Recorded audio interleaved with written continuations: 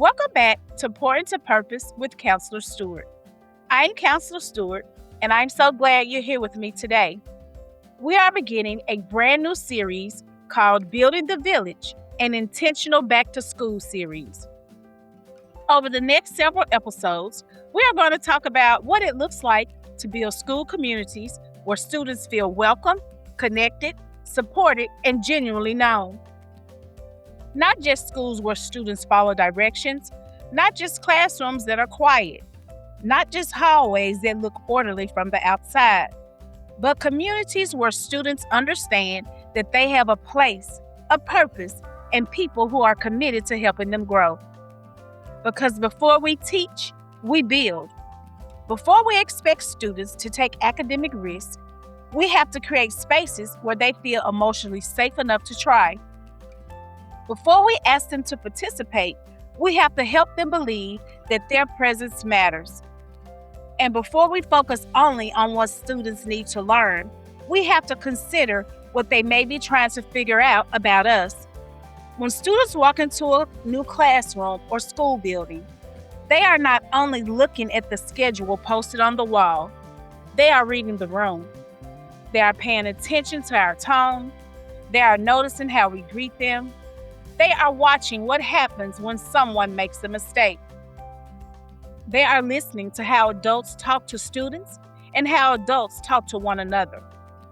Whether they say it aloud or not, many students are quietly asking 3 questions. Do you see me? Is it safe for me to be myself here? What will happen when I get something wrong?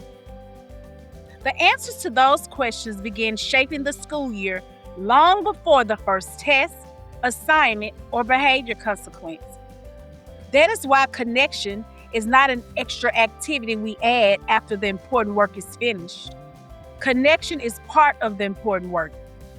Now, when we hear the phrase relationship before rigor, what do we think? Sometimes people misunderstand it. It does not mean that expectations disappear. It does not mean that adults stop holding students accountable. And it certainly does not mean that learning becomes optional. Relationship before rigor means we create the conditions that allow rigor to happen. Think about the last time someone asked you to do something difficult. Maybe it was learning a new system at work. Maybe it was speaking in front of a group. Maybe it was accepting feedback that was hard to hear. Your willingness to stay engaged probably had something to do with how the person made you feel. Did you feel respected? Did you believe they wanted you to succeed? Did you trust that making a mistake would not be used to embarrass you? Students are no different.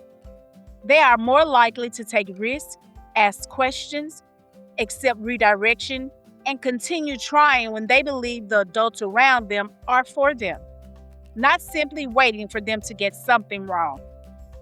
And that brings us to an important shift. What if, at the beginning of this school year, we spent less time asking, how am I going to manage these students? And more time asking, how are we going to build this community? Classroom management often begins with control. Community building begins with connection, clarity, and shared responsibility. Management may ask, how do I get students to follow my rules? Community building asks, how do we create agreements that help everyone learn? Management may focus mainly on stopping unwanted behavior.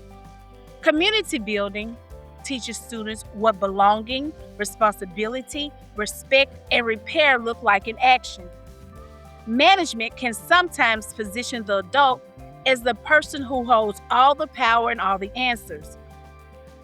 Community building helps students recognize that their choices affect the people around them and that they have an important role in the environment we are creating together. That does not mean the adult gives up leadership. Students need adults to lead, but there's a difference between leading a community and simply controlling a room. Community building helps students recognize their choices affect the people around them and that they have an important role in the environment we are creating together. That does not mean the adult gives up leadership. Students need adults to lead, but there is a difference between leading a community and simply controlling a room. A leader does not only announce expectations, a leader teaches them, models them, practices them, and returns to them when the community needs a reset. We cannot assume students automatically know what we mean when we say be respectful. Respect may look different in different homes, classrooms, cultures, and communities. We have to make it visible. What does respect sound like when someone else is speaking? What does it look like when we disagree? What does responsibility look like when we make a mistake? What does belonging look like when someone is sitting alone? What does community look like when a classmate is struggling? Those conversations help students understand that expectations are not simply rules adults made to control them. Expectations are tools that help the whole group function, learn, and feel safe. And when we set that tone through small moments, sometimes we think building relationships require a major activity, a special program, or an elaborate first week plan.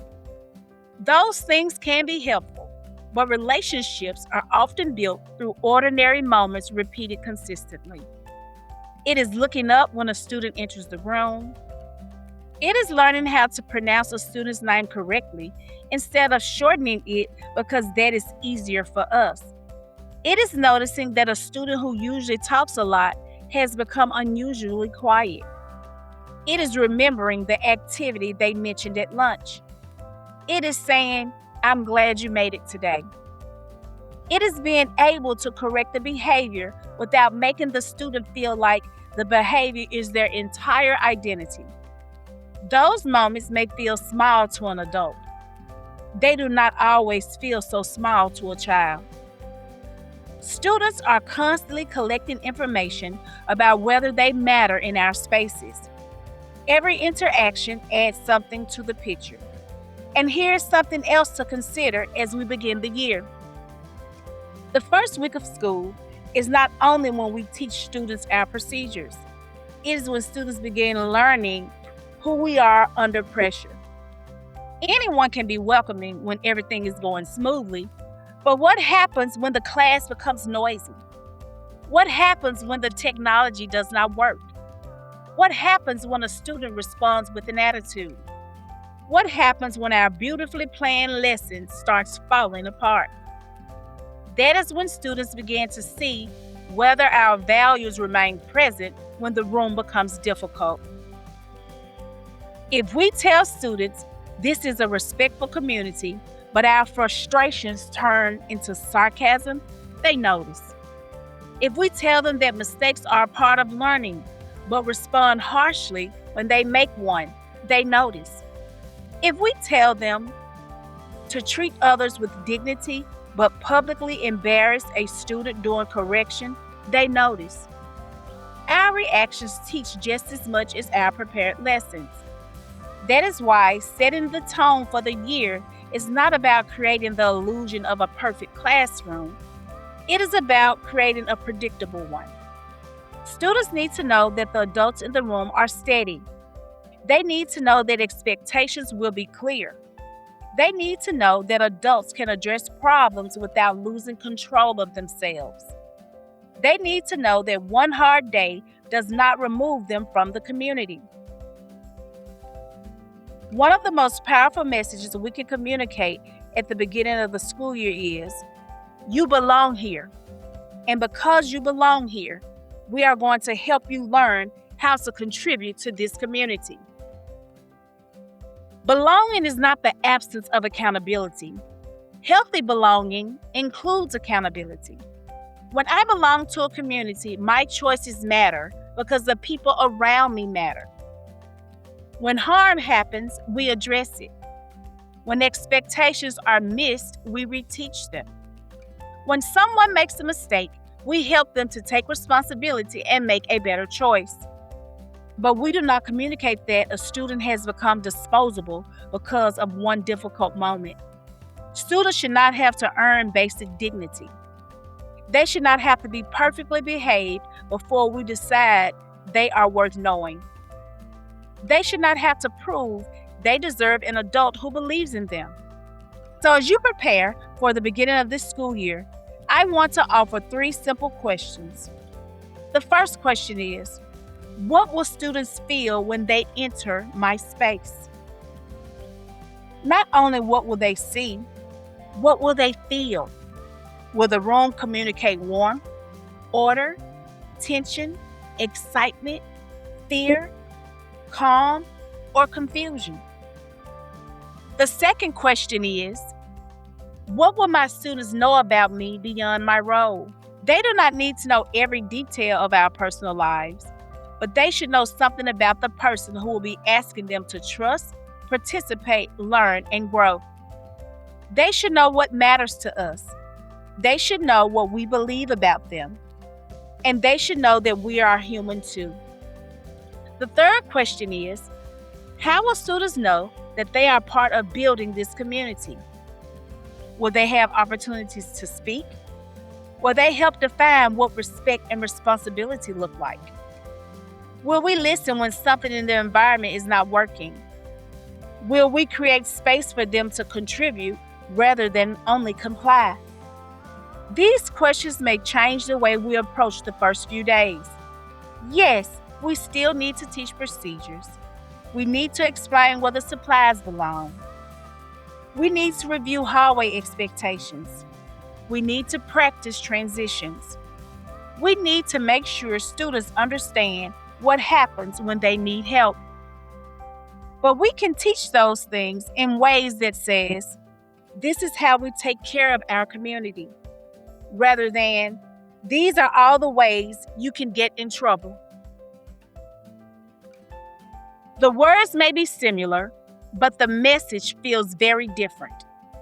Imagine saying, we walk calmly through the hallway because other classes are learning and we respect their space, instead of saying, do not talk in the hallway, be quiet, stop talking. Imagine saying, when someone is speaking, we give them our attention because every voice in the room deserves to be heard. Instead of saying, stop talking. I said stop talking. We put materials back where they belong because the next person should be able to find what they need. Those explanations connect procedures to purpose. Students are more likely to value an expectation when they understand who it protects and why it matters. Before we close today, I want you to think about the school year in front of us. The desk may be ready, the bulletin boards may be finished, the lesson plans may be prepared, but the most important part of the room will always be the people inside of it.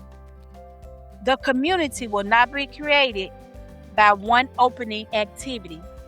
It will be built through what we practice every day. It will be built through our words, our consistency, our corrections, our willingness to listen, our ability to repair moments that do not go well, and our commitment to see students as people before we see them as problems to solve or scores to improve. This year, let's be intentional about what we are building. Let's build classrooms where students know their voices matter. Let's build schools where adults work together instead of working in isolation. Let's build communities where expectations are high, but dignity is never negotiable. Because before students can fully engage in the work we place in front of them, they need to understand something about the people standing beside them. They need to know you are seen, you are valued, you have something important to contribute, and there is a place for you here. Before we teach, we build, and what we build in the beginning may shape everything that follows.